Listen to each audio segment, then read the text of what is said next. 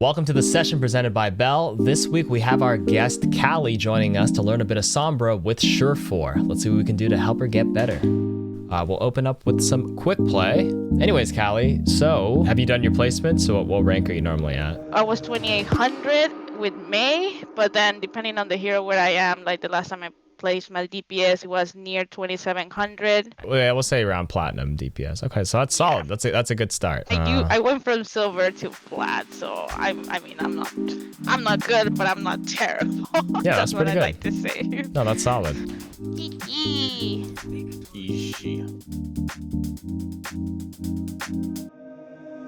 And now we'll move on to the second part. The most important part, what you want to get out of this, is a little bit of replay assessment. So we'll fast forward to like a part where we all pause and we'll hit play around the same time. I tend to like place my translocator in like health packs because it gives me like that safety net. But I would like to, if you have any tips on how to like let go of that safety net. So anything that you see wrong, it will help me out because I'm literally blind to my mistakes on her specifically.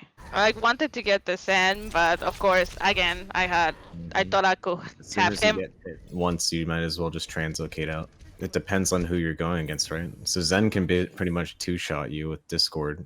Mm-hmm. Yeah. So it's better to get out after getting hit once than risking dying. I didn't hit the send there, which was my mistake.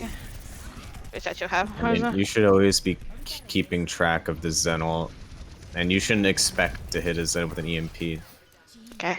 So what I would do is I would just, when I have EMP and they have Zen ult, is you either try and kill him and then EMP, or you try and force the Zen ult out of him by either shooting him in his forced EMP or trying to bait him to use his strength. You could just, unstealth near him and you can cause him to panic a lot of the times. He probably will do it. The tracking and stuff's pretty good for this rank, for sure. I mean, half the battle of aim is like not only like relative tracking to the enemies, but like adding your own movement component to it means you have to adjust relative to your movement and the enemy's movement. So it's like you're working against two factors. Where would you normally set up your Surefour? Right where she did, right there, up top? Basically, just want to put your translocators in spots where it's Closer safe to the enough fight? that it won't get fly out, but close enough that you can get back to the fight quicker. See, because like right here, right now, you'll have to run. So if you put it to the left right here at the mini or at the Mega, then it's fine. Because if you're too far forward, then you're just going to get caught by the enemy team. But since the card is all the way up there, the enemy team is forced to play near there. Alright, you're looking for it here. There's not really much value you can get from your EMPs unless you combo it with a grab or something. You have no engage, no burst damage, you have Widow. Like, they have Mora Ana, so you can't really kill any of their supports on EMP. And they also have Hog Rhine, and you don't have a Rhine to combo Shatter with. So when you EMP into them with no ult, your team realistically can't kill anything because they just sustain all of it. You have to combo it with an ultimate.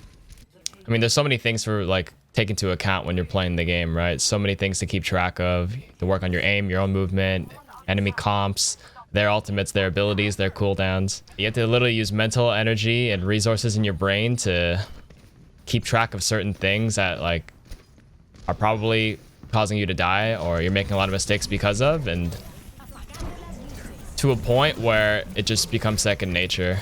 Like, if I'm a Ryan and I'm against a Ryan, and I know the other Ryan has Shatter, I'm not going to go for pins or aggressive swings because I know he's going to Shatter. So it changes your playstyle and what you need to do depending on what the enemy team has or what they're going to do. And that also comes to the whole thing with if you have EMP and the Zen on the enemy team has Zen ult, the way you use your EMP or interact with the Zen changes because there's different priorities now.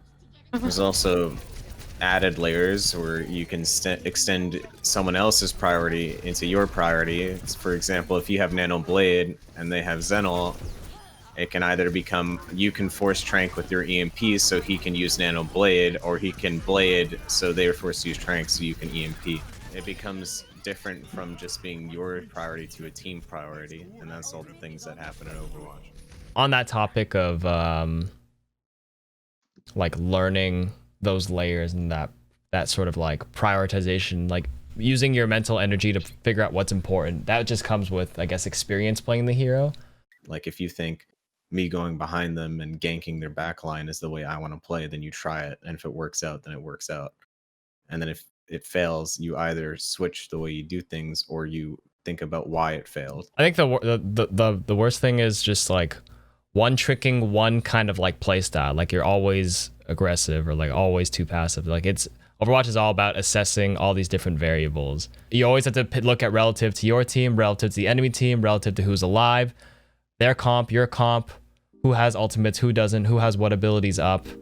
And then the best you could do for that game experience to learn what's a priority is to just keep trying. Try all these different things. So like mentally in your head, you'll start to learn like, oh, I feel like this hasn't worked most times I've tried it. So then you learn to make those adjustments. If you're fully invested into it and making that conscious effort, then you have to like shut out a lot of other distractions and actually just focus solely on the gameplay. Thanks for watching this session presented by Bell. I hope you guys learned something about refining your Sombra gameplay. Be sure to subscribe here and watch more episodes here.